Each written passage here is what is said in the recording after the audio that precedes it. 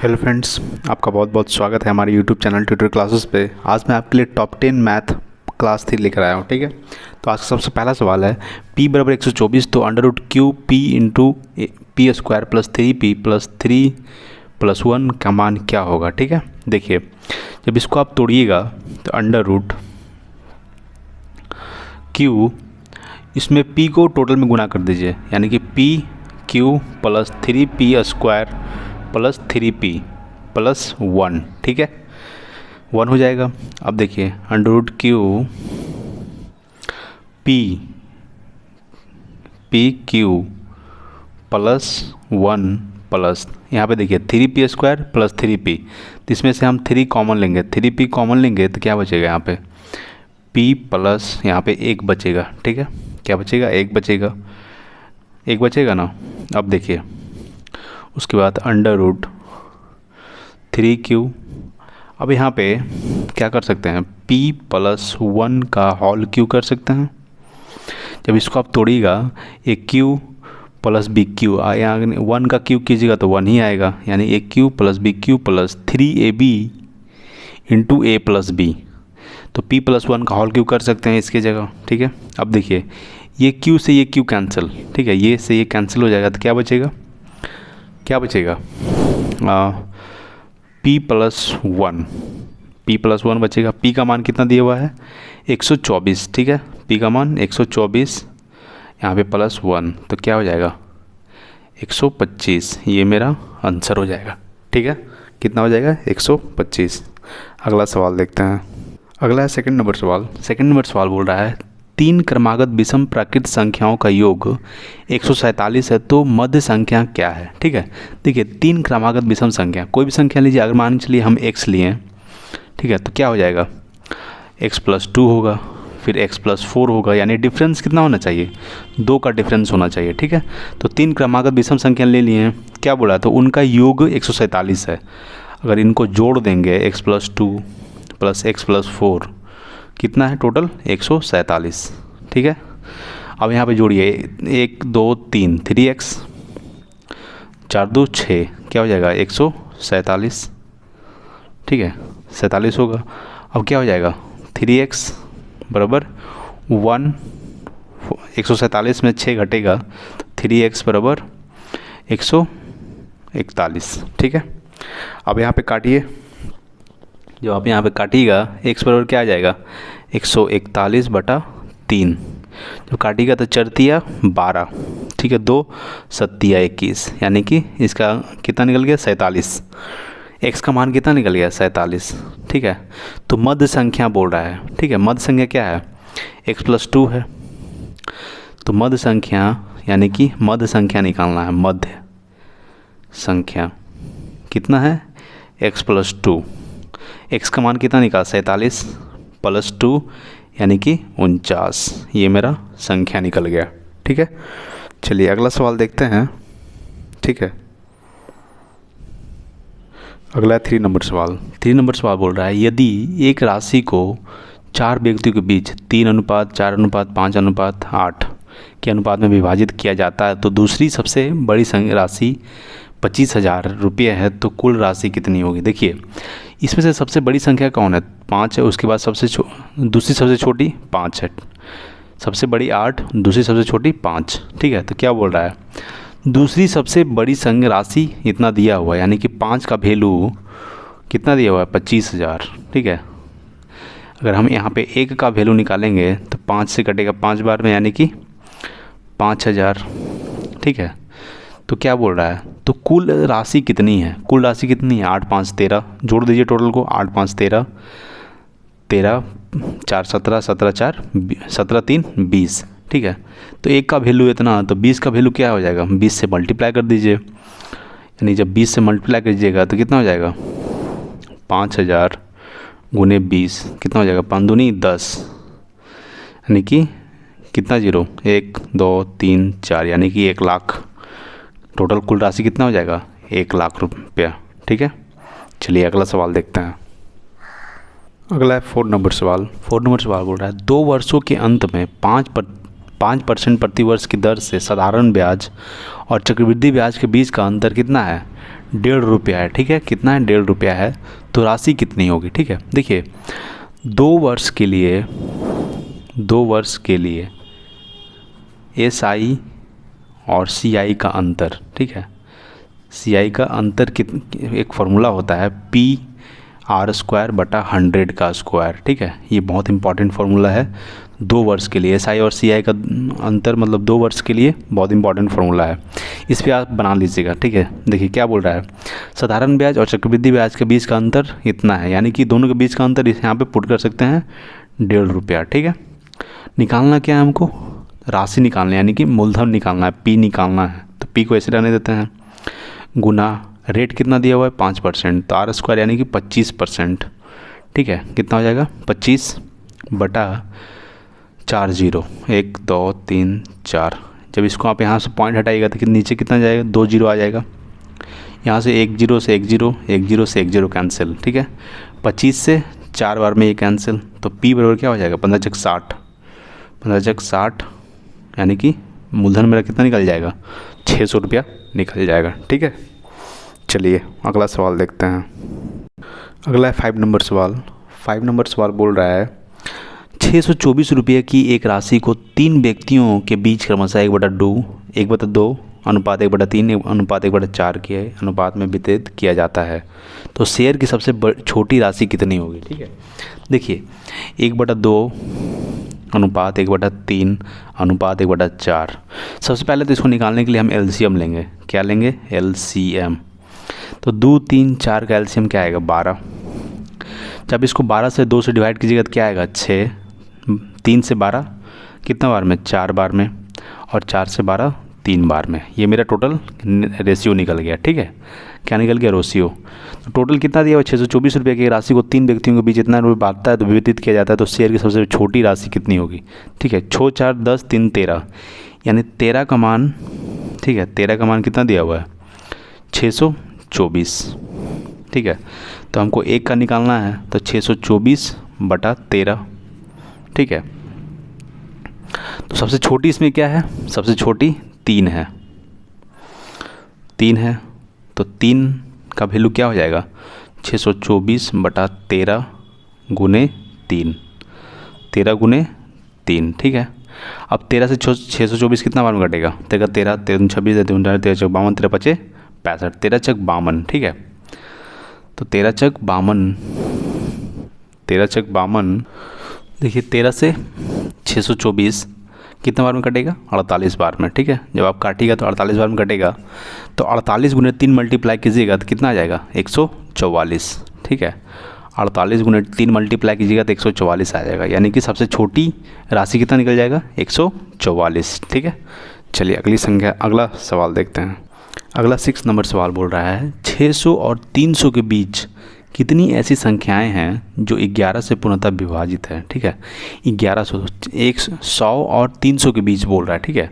तो 100 तो विभाजित नहीं होगा, यानी 100 और 300 के बीच, यानी कि 100 और 300 के बीच बोल रहा है। जो बीच में आएगा ना उसका बात कर रहा है, ठीक है। तो स्टार्टिंग कितना से होगा? 101 से स्टार्टिंग होगा 299 के तक, ठीक है। तो 102 103 104 नहीं कटेगा, 110 कटेगा, ठीक है। 110 121 डॉट डॉट डॉट डॉट 297, ठीक है। 300 के इधर ही 300 तक नहीं, 300 के बीच 297, यानी कि 110 क्या हो गई? पहली संख्या, ठीक है, पहली संख्या, और 297 अंतिम संख्या, अंतिम संख्या। तो अंतिम संख्या को हम लोग TN से डिनोट करते हैं। आप लोग शायद अर्थमेटिक प्रोग्रेशन अगर पढ़े होंगे तो क्या चीज़ से डिनोट करते हैं? TN, अंतिम संख्या को, ठीक है। और पहली संख्या को A से डिनोट करते हैं, ठीक है। और एक जैसे कि एक डिफरेंस होता है जिसको हम लोग सार्व अंतर बोलते हैं। डिफरेंस कितना हो जाएगा? 11 का। अब हमको निकालना है कितना, क्या निकालना है? ऐसी कितनी संख्याएं जो 11 से पूर्णतः विभाजित है, ठीक है। तो एक फार्मूला होता है TN बराबर, TN फॉर्मूला होता है A + n - 1 इंटू D। क्या होता है? TN बराबर A + n - 1 इंटू D, ठीक है। अब यहाँ पे आप इसको रखिए, TN का मान कितना है? यानी अंतिम संख्या 297 है, बराबर A का कितना मान निकालें? 110, ठीक है, 110 प्लस n तो हमको निकालना है, और d यानी कि सारा अंतर कितना है 11। ठीक है, जब यहाँ पे 297 में 110 घटाइएगा तो कितना आ जाएगा 7, 9 में से गया तो 8 और 1 यानी 187 बचेगा। कितना बचेगा 187। ठीक है, अब 11 को दोनों में मल्टीप्लाई कर दीजिए, 11n माइनस 11। ठीक है, 11n माइनस 11। अब यहाँ पे 187 में 11 जोड़ दीजिए, चूँकि यहाँ पे माइनस है तो बराबर की पड़ जाएगा तो जुटेगा, तो 7 1 8 और 1 9 1। ठीक है, तो 11n यानी कि n बराबर 198 बटा 11, तो कितना बार में कटेगा। ठीक है, 11 एकम 11। ठीक है, 11 8 88 यानी कि 18 बार में, यानी कि 18 ऐसी संख्या हैं। कितनी ऐसी संख्या है जो 11 से विभाजित है? 18 ऐसी संख्या है जो 11 से पूर्णतः विभाजित हो जाएगा। ठीक है, 18 संख्या हो जाएगा।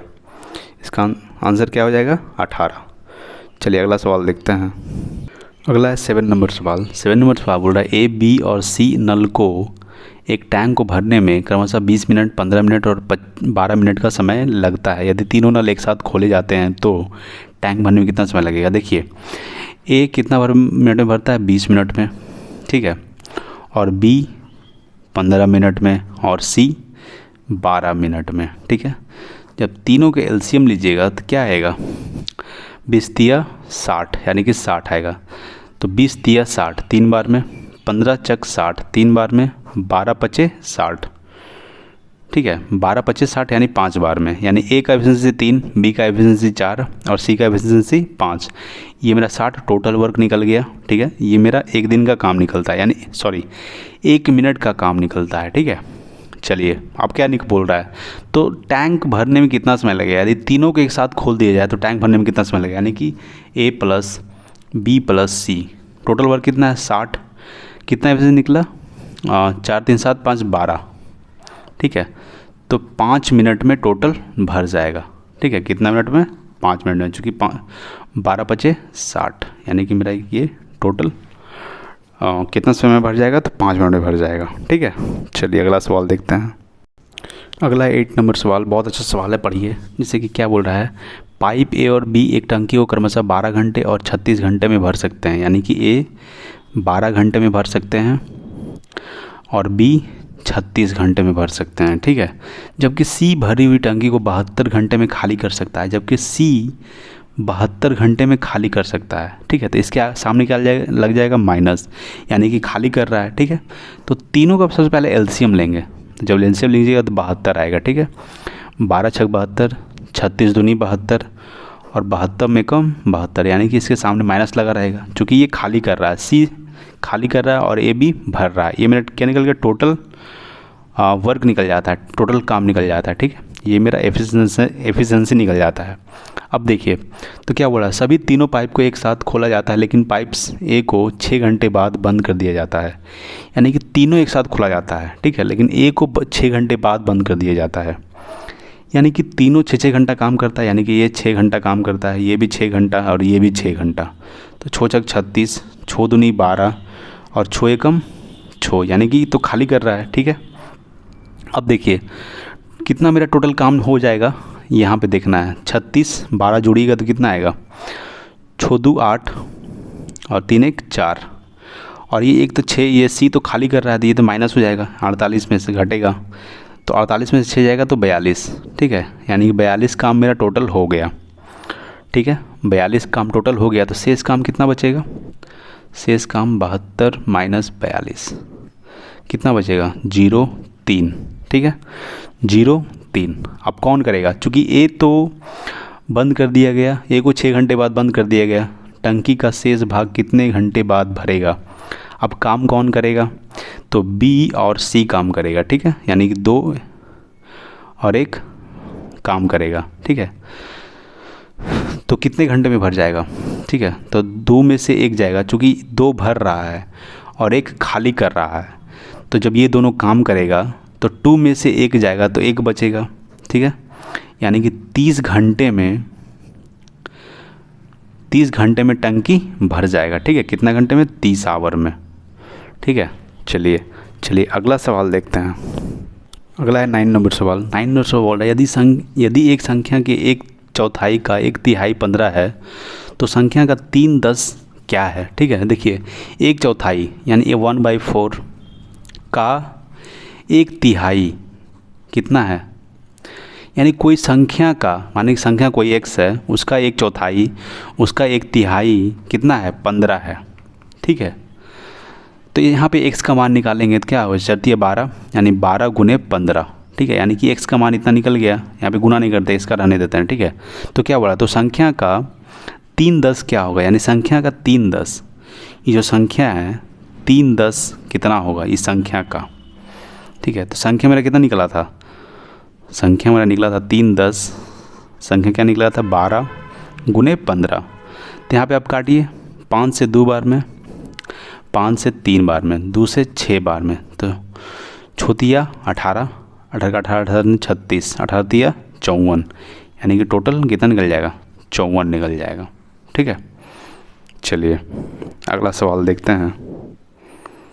अगला है 10 नंबर सवाल। 10 नंबर सवाल बोल रहा है दो संख्याओं का लासा 1920 है और मासा 16 है, तो एक संख्या 128 है, तो दूसरी संख्या क्या होगी। ठीक है, अब देखिए एक फार्मूला होता है संख्या निकालने का,